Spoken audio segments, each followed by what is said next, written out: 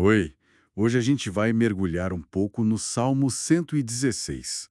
Ele já começa assim com uma força, né? Amo o Senhor porque ele ouve a minha voz.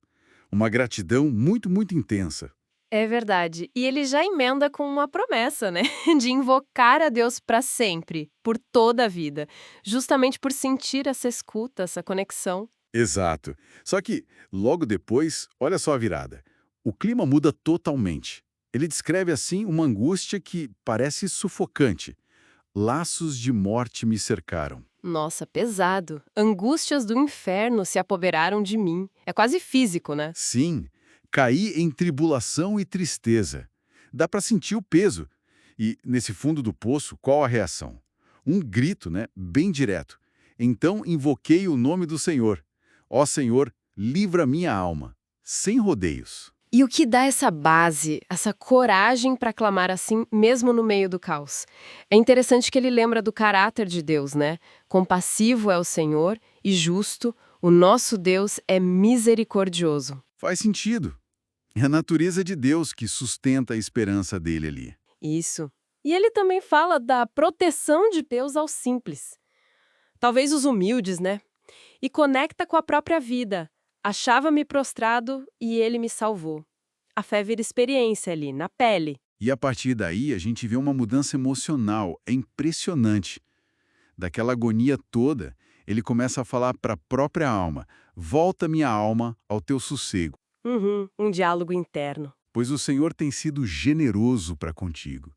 É tipo ele se lembrando ativamente da bondade de Deus para achar calma de novo. E ele detalha bem essa generosidade, né? As libertações. Sim, muito concreto. Salvou da morte, enxugou as lágrimas, firmou os pés para não tropeçar. E tem um ponto-chave aqui sobre o motivo dessa libertação toda. Não é só escapar. Ele diz: para que eu ande na presença do Senhor na terra dos viventes. Olha que profundo. Ou seja, não é só ser salvo da morte. Exato, é ser resgatado para uma vida com propósito, consciente, diante de Deus. Muda tudo. E a honestidade continua, né? Mesmo dizendo, eu cria, por isso falei, ele não nega o sofrimento. Estive sobremodo aflito. É, essa tensão é muito real, porque logo depois vem aquele desabafo quase, sei lá, amargo.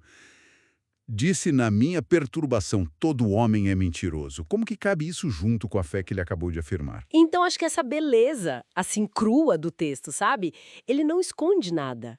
A fé não apaga a dor nem a decepção que às vezes a gente tem com as pessoas. O Salmo mostra essa tensão sem dar uma resposta fácil. Dá para confiar em Deus mesmo quando tudo parece ruir ao redor, inclusive a confiança nos outros. Entendi. Bom, superada a crise e reconhecida a salvação, aí vem a resposta, a gratidão. Que darei ao Senhor por todos os seus benefícios para comigo? Uma pergunta que ecoa, né? E a resposta não é ficar parado esperando. Não mesmo. Ele decide agir. Tomarei o cálice da salvação. Isso devia ser um gesto simbólico importante, né? Provavelmente nas ofertas de gratidão, sim, reconhecendo Deus como a fonte do livramento. Invocarei o nome do Senhor. Pagarei os meus votos ao Senhor. Aquelas promessas feitas na hora do aperto? Aham, agora precisam ser cumpridas. E olha só, não é de qualquer jeito. Ele faz questão de dizer onde e como, na presença de todo o seu povo. Público. Exatamente. Nos átrios da casa do Senhor, ou seja, lá no templo, onde a comunidade estava. A gratidão para ele tem que ser testemunhada, compartilhada. Tem uma responsabilidade comunitária nisso. Talvez isso se ligue com aquela outra frase forte.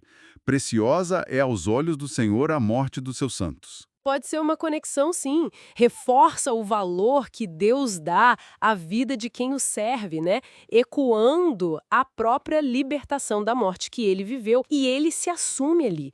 Servo, filho da tua serva, alguém que teve as cadeias quebradas. E a oferta de ações de graças é o jeito concreto de pagar esses votos publicamente. Então, resumindo essa jornada toda, a gente sai de uma angústia quase mortal, Passa pelo clamor desesperado. experimenta o resgate divino, E isso tudo transborda numa gratidão que não pode ser contida. uma gratidão que vira ação, compromisso público, testemunho, e termina com um aleluia. Exato. O que nos leva, talvez, a pensar um pouco, considerando essa experiência tão pessoal e intensa de libertação, e esse compromisso público que o salmista assumiu, o que poderia significar hoje para nós pagar os votos ao Senhor na presença de todo o seu povo? Que formas essa expressão visível de gratidão, esse testemunho pode tomar na nossa vida, na nossa sociedade hoje em dia? Fica aí a reflexão.